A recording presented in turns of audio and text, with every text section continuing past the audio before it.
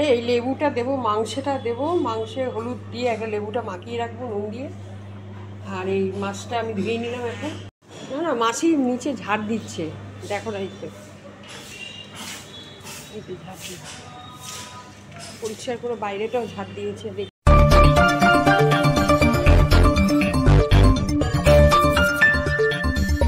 দেখো নিচটাও ঝাড় দিয়েছে, পরিষ্কার হয়ে গেছে, নিচেও ঝাড় ফাড় দিয়েছে, ভালো পরিষ্কার করেই ঝাড় দিয়েছে। এই তো মাংসটা ধুয়ে রেখেছি, এবার লেবু দেবো একটা। আর এই দেখো রুই মাছটা ধোয়া হয়ে গেছে। ডিম দেখেছো কত ডিম, এটা কত ডিম দিয়েছে মাছে। এটা থাক, এটা তো ধুয়ে এখন রেখে দেবো। এটা তো তোমার দুদিন আমাদের মাছ এনেছে, দুদিনে হয়ে যাবে। ভালো করে ধুয়ে রাখলাম। আর এই মাংসতে একটু লেবু দেবো, পাতি লেবু দিয়ে একটু হলুদ নুন দিয়ে মাখিয়ে রাখবো। তাহলে কী হবে, মাংসটা তোমার খুব সফট হয়ে যাবে, করতে বেশিক্ষণ লাগবেও না। লেবুটা পুরোটা আমি দিয়ে দিচ্ছি। এই হলুদ দিয়ে একটু মাখিয়ে রাখলাম, এই নুন দিয়ে দিলাম, ভালো করে মাখিয়ে নিই। এরকম এইটা মাখিয়ে রেখে দেবো আমি 1-1.5 ঘন্টা। তারপরে আমি এটাকে আবার ধোবো, ধুয়ে তারপরে রান্না করবো। তাহলে কী হয়, মাংসের যে একটা গন্ধ বেরোয় সেটা বেরিয়ে যাবে তোমার।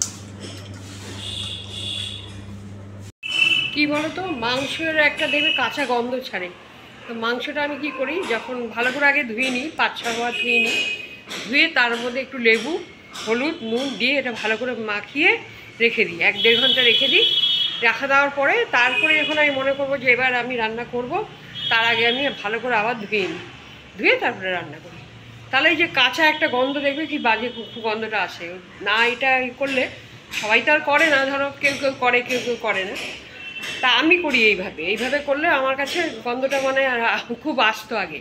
তারপরে আমি এটা করার পরে এখন অতটা গন্ধটা পাই না। আর আমাদের বাড়িতে মাংস খুব একটা হয়ও না, ধরো মাসে 1বার কি 2বার এরকম হয়। কালকেও আমি ওকে বলছিলাম যে মাংস আনবে, ও বলছে না অনেকদিন খাওয়া হয় না। ঠিক আছে নিয়ে আসো। তো আজকে কালকের মাছ আর আজকে মাংসটা নিয়ে চলে এসেছি। তো গুড মর্নিং সবাইকে। এখন রান্নাবান্না বসাচ্ছি, সব কাজকর্ম এদিকে হয়ে গেছে, কোটাকুটি হয়ে গেছে। তো চলো কী কী রান্নাবান্না করবো আজকে। মাংস তো শুনেই নিলে, এটা তো আর তোমাদের বলার কিছু নেই, তোমরা জেনেই গেলে যে আজকে মাংস হবে। আর এমনি টুকটাক তরকারি ফরকারি করবো। শাশুড়ি তো মাংস খাবেন না, ওনার জন্য একটা মাছ ভেজে দেবো। আর সেই হবে আজকে, তোমাদের সাথে থাকো। দেখো আমি এখন করবো ঝিঙে আলুর তরকারি। এই যে ঝিঙে কেটে রেখেছি, আর এই আলু নিয়ে নিয়েছি, ভাজছি, কাঁচা লঙ্কা পাঁচফোড়ন দিয়ে দিয়েছি। দেখি তরকারি হয়ে গেছে, নামিয়ে দেবো এবার। ঝিঙের তরকারি হতে বেশিক্ষণ লাগে না। ঝিঙে তো জানো, ঝিঙে দিয়ে যে কত জল বেরোলো তার কোনো ঠিক নেই। সেদ্ধও হয়ে গেছে, হয়েও এসছে। ঝিঙের তরকারিটা একটু কম হয়ে যাবে, সেই জন্য আমি ওকে বলেছিলাম। আবার দেখো এখন ঝিঙে নিয়ে এলো, এই 1 কেজি ঝিঙে পাঠিয়ে দিল। এখন তো আমি আর করতে পারবো না ভাই, অত আমার জোর নেই গায়ে। এখন আমি আবার করে, আবার কুটে, আবার করে আলাদা করে, এখন থাক, কালকে করা যাবে। আমি বললাম ওকে যে আমি বসিয়ে দিয়েছি, হয়েও এসছে, নামিয়েও দেবো। এখন আর কুটে আবার আলাদা করে করবো? একবারই হয়ে যায় ঠিক আছে, আবার এগুলো কুটে আবার আলাদা করে রান্না করা সম্ভব বলো তো? এখন আমার তরকারি হয়ে এসছে, নামিয়েও দেবো। থাক, ওইগুলো কালকে করা যাবে কিছু, কাল নালে পরশু দিন। এখন ওখানে থাকুক, পরে আমি ধুয়ে ধুয়ে রেখে দেবো। বন্ধুরা দেখো, আমি এখন নিম পাতা আলু ভাজবো। এই দেখো আলুগুলো ছোটো ছোটো করে কেটেছি। আর এই নিম পাতা 2 আঁটি, ও অনেকগুলো নিয়ে এসছে, 4-5টা আঁটি নিয়ে এসছে। তা 3টে রেখে দিয়েছি, 2টো ভালো করে ধুয়ে টুয়ে পরিষ্কার করে রাখলাম। কড়াইতে তেল দেবো। এটা বেগুন দিয়ে নিম পাতা ভাজা ভালো হয়, কিন্তু বেগুনটা আমাদের বাড়িতে আনা খুব কমই হয়, সেই জন্যে একদিন বেগুন দিয়েও করে দেবো। বেগুন দিয়ে খেতে বেশি ভালোবাসে, তা আজকে আলু দিয়ে করছি। ভালো করে ধোয়া হয়ে গেছে, 5-6 বার ভালো করে ধুলাম। এই আলুটা এরকম ছোটো ছোটো করে কেটেছি, কড়াইতে তেল দিয়েছি, এখন এটা ভাজবো। হ্যাঁ ঠিক আছে, একটু হলুদ না দিলে না একদম ভালো লাগবে না। একটু হলুদ দিয়ে, কী বলো তো, সাদা ফ্যাকাশে ফ্যাকাশে লাগে। নুন দেবো এবার,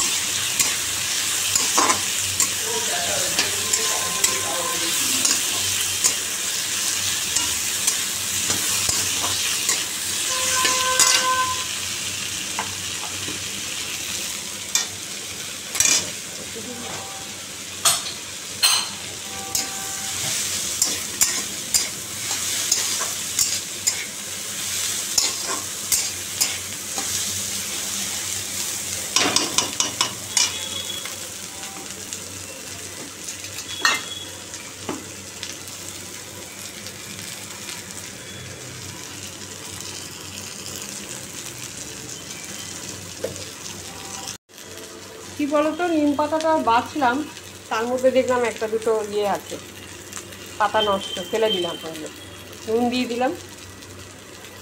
দেখো ভাজা হয়ে গেল, নিম পাতা আলু ভাজা, এই নামিয়ে দিলাম।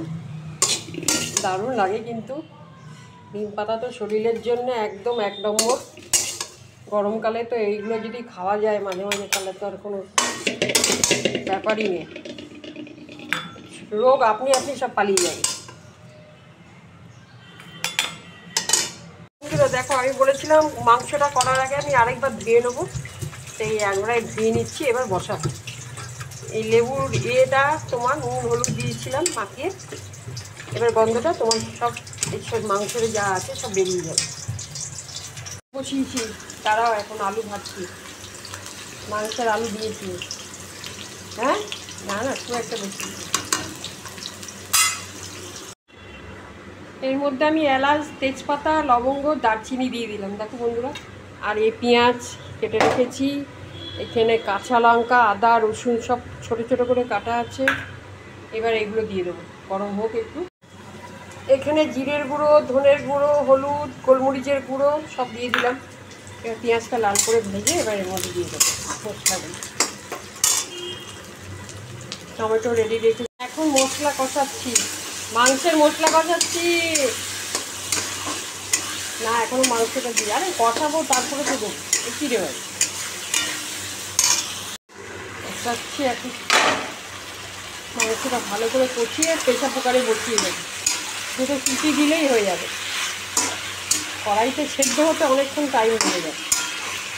আলু ফালু দিয়ে দিয়েছি, এবার দুটো প্রেসার কুকারে দিয়ে দুটো সিটি দিয়ে দেবো, ব্যাস হয়ে যাবে। কষিয়ে নিলাম আগে ভালো করে। সেটা হয়ে গেল। দেখো বন্ধুরা, ভাবছে দেখো বন্ধুরা, আমাদের মাংস হয়ে গেল, নামিয়েও দিলাম। হ্যাঁ না, দেখো খেয়ে কেরম হয়েছে বলো। ও খাবে বলছে, একটু তোকে টেস্ট করাই। তাই বললাম ঠিক আছে, টেস্ট করেও দেখো কেরম হয়েছে ঝোলটা।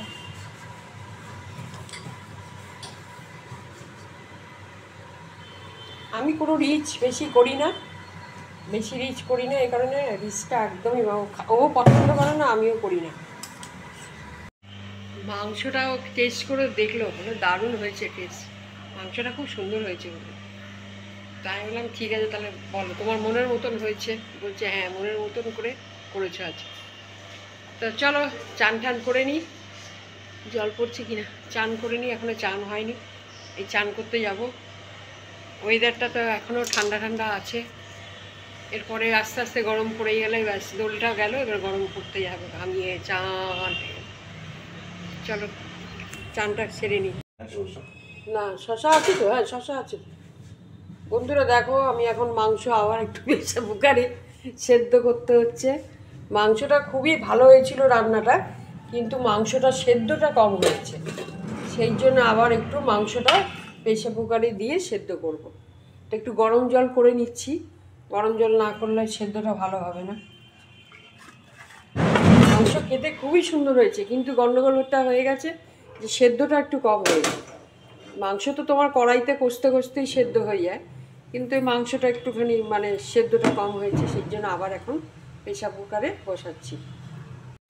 এখন আমি দুটো রুই মাছ করছি বন্ধুরা। দেখো হলুদ মাখিয়ে রেখেছি, কড়াইতে তেল দিয়েছি, এর মাংসটা এর মধ্যে বসিয়ে দিয়েছি। আমি আর মাংস খাবো না রাত্রিরে, ও খাবে।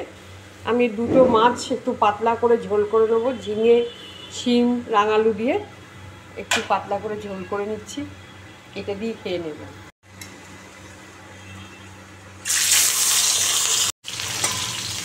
রুই মাছ সবজি দিয়ে খুবই ভালো হয়। ঝিঙে, শিম আমি যেটা কেটেছি এই দিয়ে খুব ভালো হয়। কালো জিরে হ্যাঁ, কালো জিরে দিলাম একটু,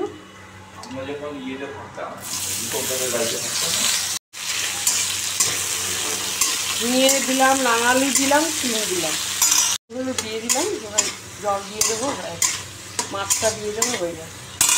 মাছটাও দিয়ে এর মধ্যে জল দিয়ে দেবো।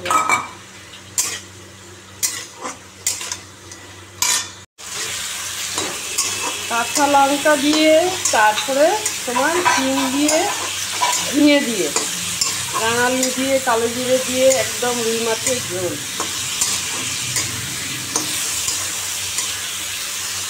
জল দিয়ে দিই, হলুদ দিয়েছি, নুন দিয়েছি, একটু আর কিছু লাগবে না। এই ঝোলটা খেতে যা লাগে না দামি লাগে। জল দিয়ে দিলাম। কি বলবো বন্ধুরা, কি মাংসটা একদমই গন্ডগোল হয়ে গেছে জানো। আজকে কত সুন্দর করে করলাম মাংসটা, কতদিন পর ভাবলাম একটু খাবো। মাংসটা খেতে, রান্নাটা খুবই ভালো হয়েছে, খুবই সুন্দর হয়েছে, কিন্তু তোমার ব্যাপারটা হয়ে গেছে একদমই মাংসটা ভালো না, মানে একদমই সেদ্ধ হয়নি, একদম ইটের মতন শক্ত। তা মাংস কী হবে, মুরগির মাংস তোমার কষাতে কষাতেই নরম হয়ে যায়, একদমই মানে ভালো দেয়নি ওকে।